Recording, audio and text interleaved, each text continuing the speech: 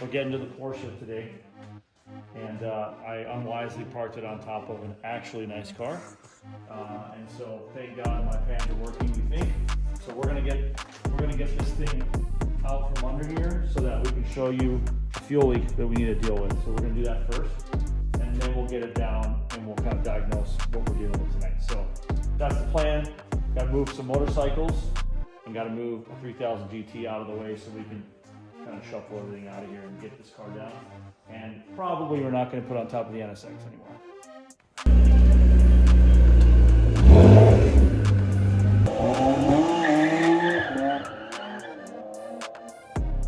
Here's the problem. Okay. Okay, we can now. Look at this. Look, see this? Saved it, dude. So come to the front. See, duck your head. Slide this backwards. Yeah, whatever. All right, so up here. A little bit of wetness there, something. Really? I don't know what Well, let me get you some light. Let's take a little peek here. Oh boy. Wow, that's just slow oil. Probably not a big deal. We did just rip on this thing and do some burnout, so it's probably okay. So again, another reason why I had this, look at this thing, this would all fallen on the, uh-oh, it's got a coolant leak, which we thought it did. That makes sense. Again, thank God it didn't fall in the actual nice car, it makes sense. This might all be radiator fluid now that I see it. See it? See it? It's green yeah, still. green there. So we might be okay. That might just be the duct tape it hose. Oh, did you see that? Yeah, duct tape. So who does this? First off, it's not even a good duct tape And job. it's probably like a $12 part. Like, dude, I'm gonna do that duct tape job better than that if I'm gonna do the radiator hose. So, like, what happened here? Nobody knows. Oh, look, cracked box, more duct tape. Honestly, the brakes look okay from the inside looking out.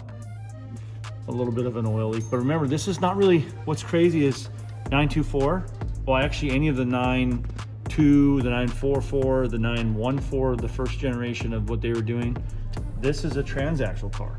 So this isn't the transmission, this is basically the flywheels bolting up to the clutch. I'm guessing this is the clutch, right? Yeah.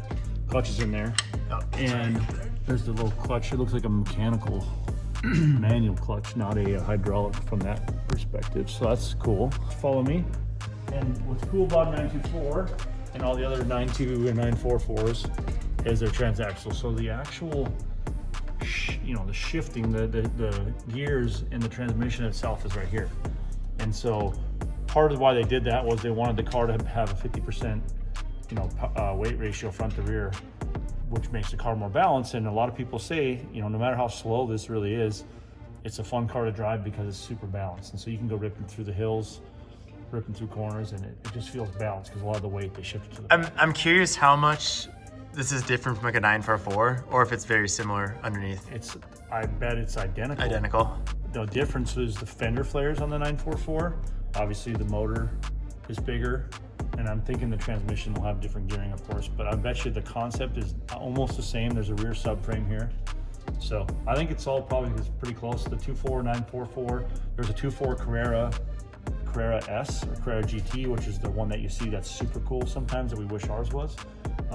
That one just has a better drivetrain and some flares, fancier hood or whatever, but again, mechanically the same car minus the drivetrain. So talking through a little bit of driving this, we do have some shifter issues, right? We're gonna sort out. In the back, there's a shift linkage somewhere. I don't really know where it kind of goes. Yeah, we're gonna have to sort that out. But we could sort out where the first gear is not good. So right now, first gear, there it is. There's a shift linkage right here. So get up in here. I wonder how we adjust it. I don't know if I can see. Stick your on it. There you go. So that right there is the shift linkage. They usually get pretty crusty. Oh, and actually doesn't look that bad except for that one component. That's what needs to be adjusted to just a little bit so we can get first gear a little easier. Right now, first gear is tough to get. So since we're here, we'll do the oil, and then we'll go to the top of the car and refill the oil before we start it, which is an important step. And I think I'm gonna leave the filter for now. I just don't want to deal with the filter. Let's just get it some fresh. Well, oh my Lord, almost missed. Ooh. Dude, I think we're good. Yeah, we're good. I had this realization.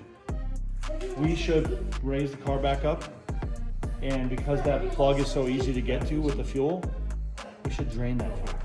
Drain all the fuel until it comes out? I think We should, because on the 924 it has mechanical fuel pump. Okay. Okay, let's do that. So we'll raise it up, drain the fuel. We gotta put oil in. We can't forget that. Take the cap off would be the smart move. Okay. We need to take the fuel out. I think we should drain as much as we can. Do you have more fuel here? I'll go get some. Okay. I think we should drain it out, so because the mechanical fuel pump getting bad stuff is not good. This is how we clean, right? Just wipe it off. Wipe it off. Dude, we're not here for perfection, dude. We're here for mechanical skills. And this car already doesn't burn out, as we said earlier, so there's nothing really to worry about.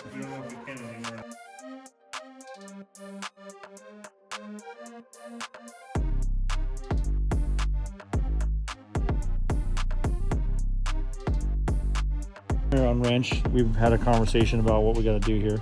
So first things first is I've got my task list. What did we do? Critical safety and reliability refresh, Wrench says.